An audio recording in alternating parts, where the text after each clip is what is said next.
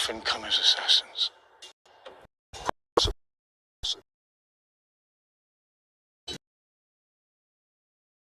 He's the king of Babylon, ruler of the four quarters of the earth, Kurush, in the old Persian tongue. He has seized by might of arms the birthright which would otherwise have been denied him. He is Cyrus the Great.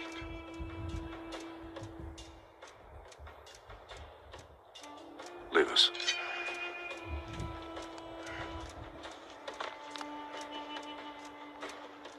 Who are you, old man?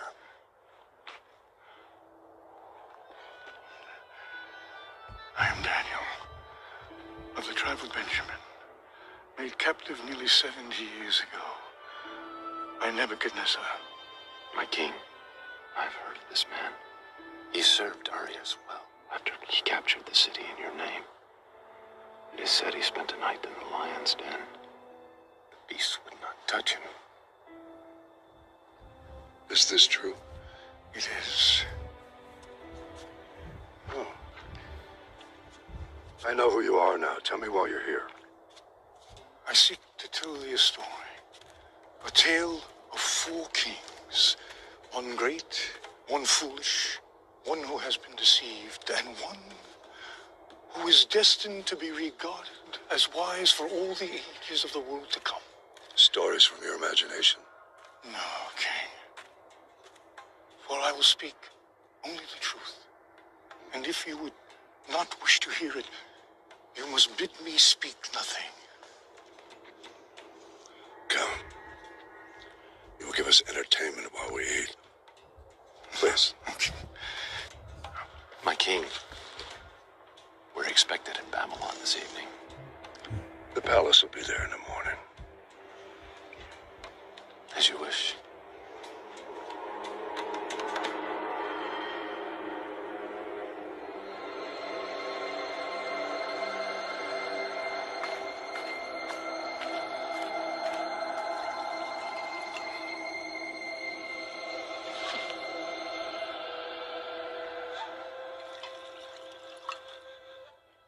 I cannot, O king. My king, the Hebrews eat and drink only their own food, which is prepared according to their rituals. To do otherwise, even from the hand of a king, is to defile themselves. You promised me a tale. 4, in fact. I delayed my journey to listen. I will hear them now. So be it, my lord. The first king I will speak of is Nebuchadnezzar, king of Babylon. When I was just a boy, he threw down the Assyrian Empire, my people's ancient nemesis. But the destruction of Israel's enemies brought us no relief, because in the 3rd year of Nebuchadnezzar's reign, he turned his gaze upon Jerusalem and besieged it. And the Lord delivered the king of Judea into his hand, along with all of his officers, nobles, and administrators.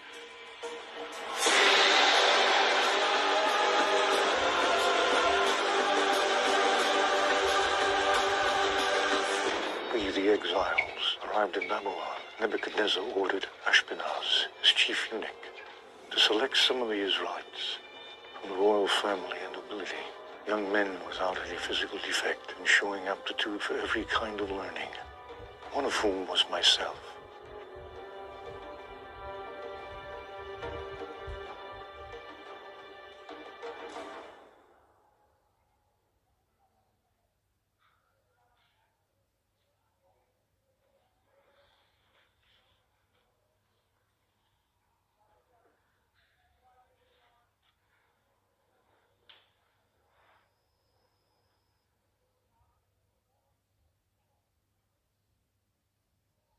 O Lord,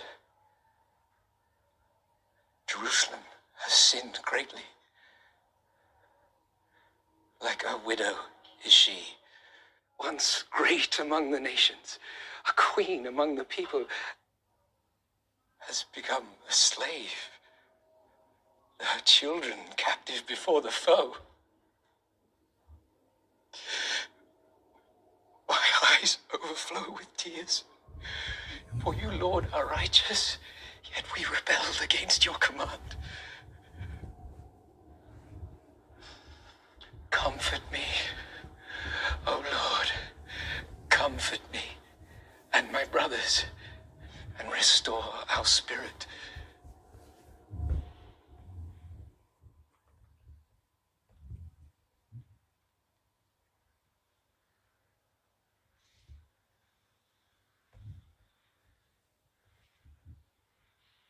I miss Jerusalem.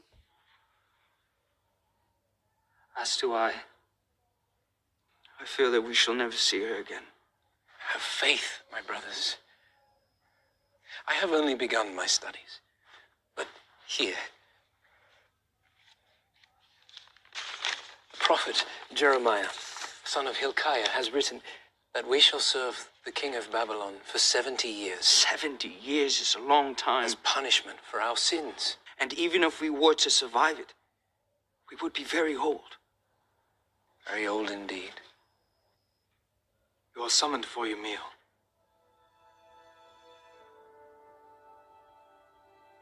Why would they only take 10,000 of us and leave the rest of our people behind? Yes. Look at who they've taken. The scholars, the princes, our military leaders, and our families. It's the Babylonian way of conquest. You take away the leaders, and the rest can easily be governed. They've changed our names, hoping we'll forget our God and our clothes, so we'll look like them. They've changed everything about us. We need to make each other a promise. Never to become like them. My brothers, such a promise is worthless, for we are but men. What we need to promise is to always love our God and be obedient to him. And in so doing, what we become on the outside will not matter. Set it here.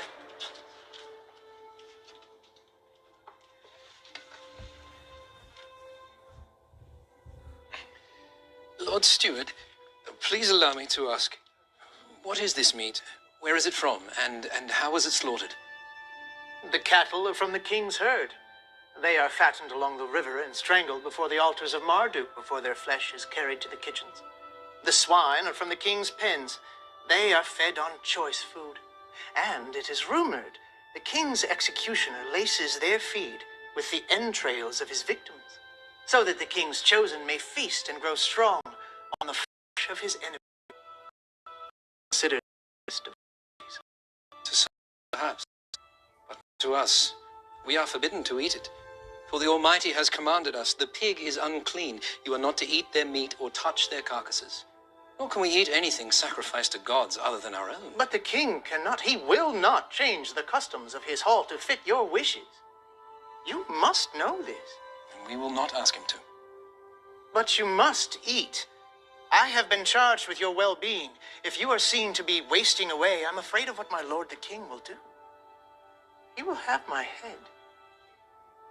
And we would not wish it so. Therefore, put your servants to the test. For 10 days, give us nothing but vegetables to eat and water to drink. Then compare our appearance to that of the other young men who eat the royal food.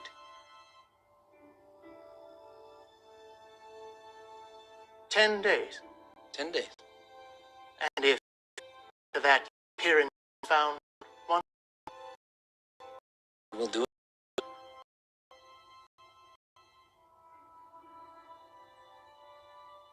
Your request was polite. I'm rather surprised it was honored. I have no doubt the Lord favorably disposed his heart to hear our request. By the end of 10 days, my companions and I looked healthier and better nourished than the young men who ate the royal food. And so the chief eunuch allowed us to continue refusing the wine and choice fare. And we remained undefiled. The period of our instruction went by quickly. During those many years, we were living in a foreign land, speaking a foreign language, and living under a foreign king. But despite this, our hearts belonged only to God. And at the end of that time, my companions and I were before execute chamber. You executed on the spot. And so will I.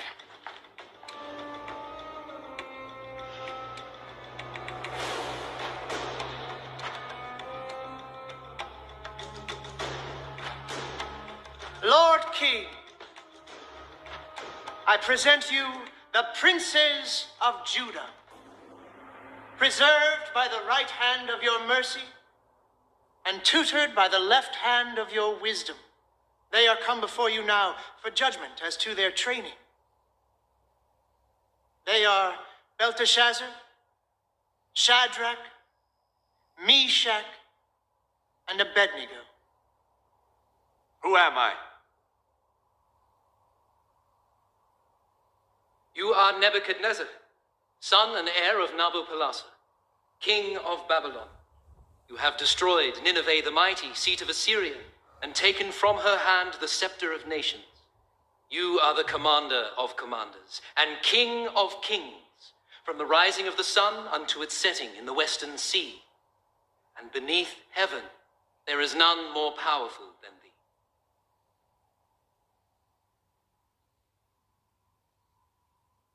You, come forth.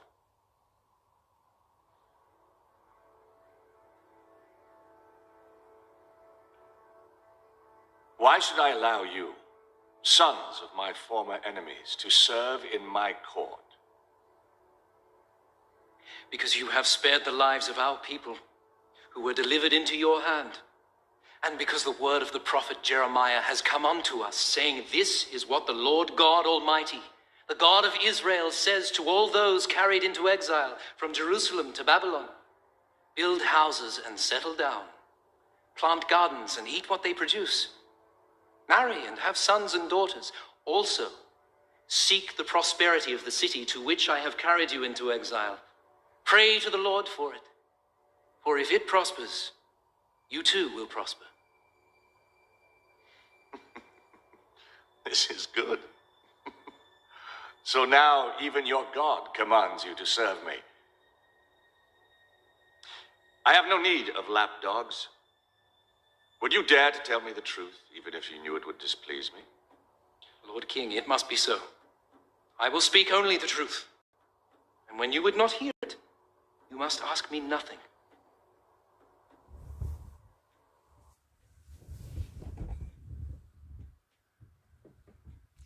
I pronounce them worthy. Have their names be written in the Book of the Wise.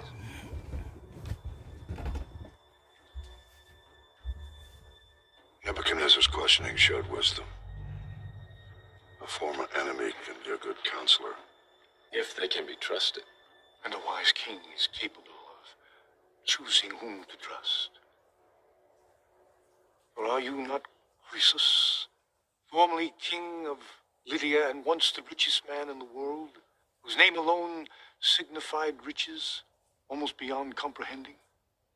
I am he. Trusting the words of the oracle at Delphi, I went to war with Cyrus and was defeated. Cyrus pardoned me and my family. I am eternally grateful. The council indeed. Nebuchadnezzar came to learn. At a time when his Babylonian counselors, his magi, sorcerers, diviners, magicians, and astrologers were unable to help him.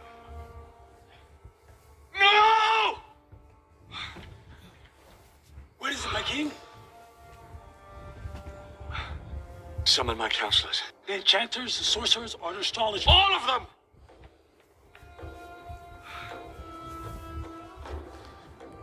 O king! Your wisest subjects have arrived. Command, and it is done. I've had a dream that troubles me. I need to know what it means. O king, tell your servants your dream, and we will interpret it for you. No. What need I of wise men who are not wise? Astrologers who read nothing in the stars? Magicians who perform children's tricks? Sorcerers who divine nothing except what I tell them? No. It is enough for the king to dream his dreams. It is up to you to discern and interpret them. But, my lord, if only you would tell us your dream, we could interpret it as we have always done. Always! I know you're trying to gain time, or trick me into revealing what I've seen. Either way, I'll have none of it. But there's no man on earth who can do what the king asks. No king ever asked such a thing before. Only the gods could know these things. And when we ask, they don't answer. Well, I suggest you try and get them to answer. Or beg that they endow you with the necessary skills to divine it on your own. For as I am king, I swear that when the sun rises, if my dream is not made known to me, along with its interpretation, you will all be made shorter by the height of your heads. You may withdraw. Now!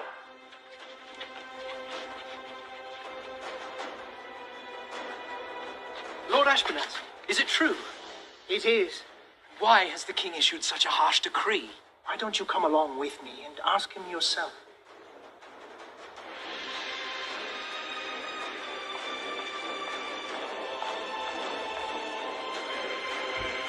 Lord King. What? Belteshazzar requests an audience. Speak. O king, live forever. I have heard your decree, and I understand that I shall fall beneath the blade if your dream is not made known and interpreted.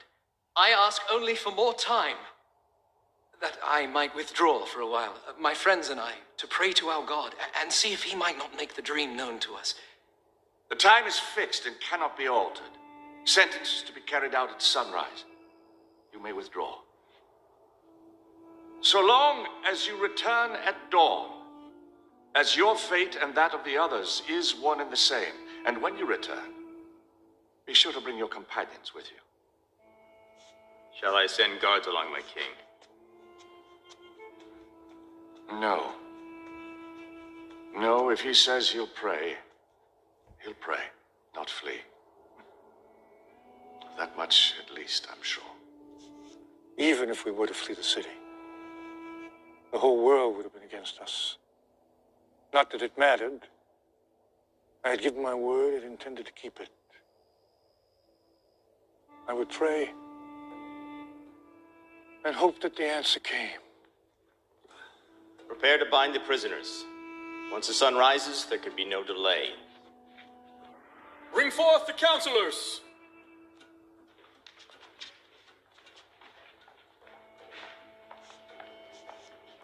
O king, live forever.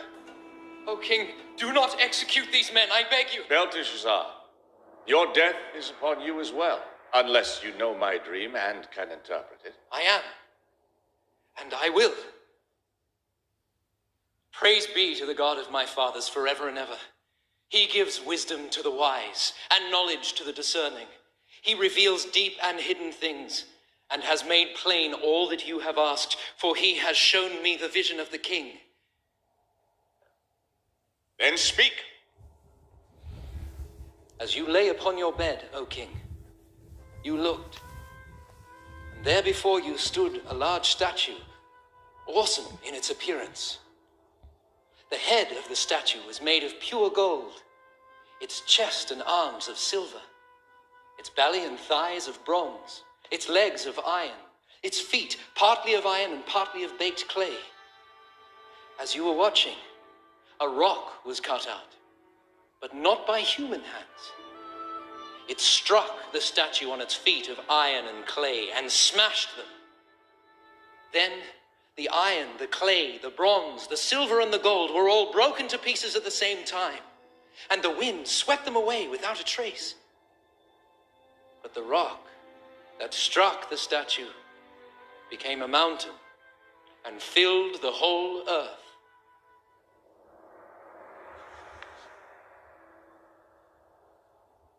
You have done what I was told was impossible. This mystery has been revealed to me not because I am wiser than other men, but because God wishes you to understand the meaning of your dream.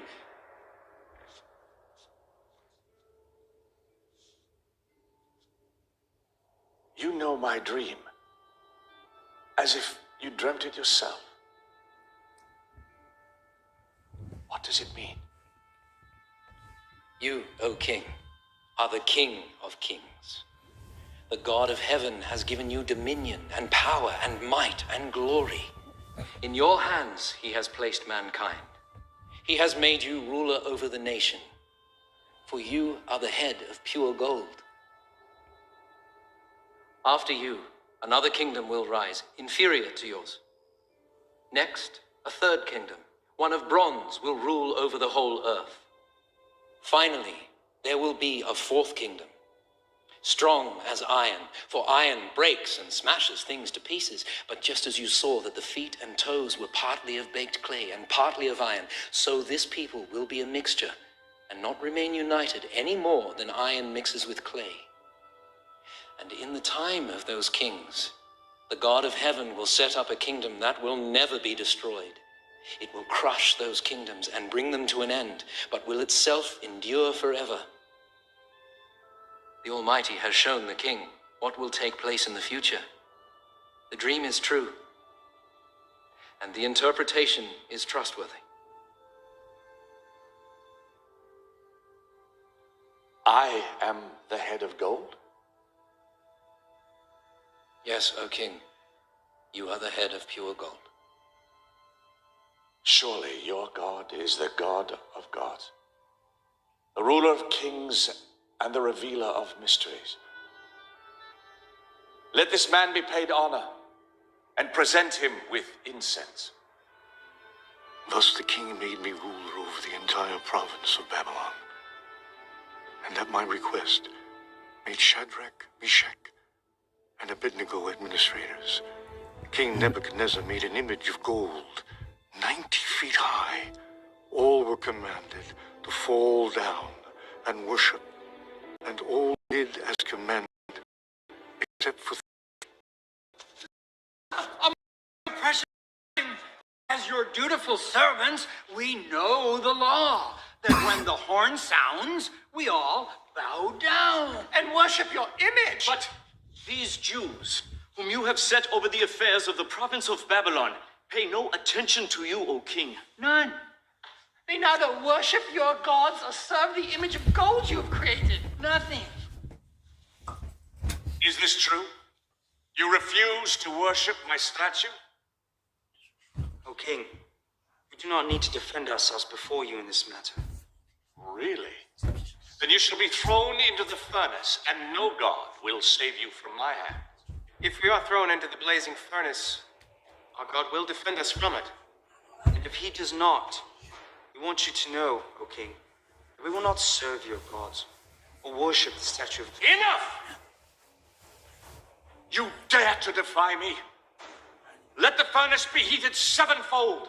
Bind them and cast them into the fire.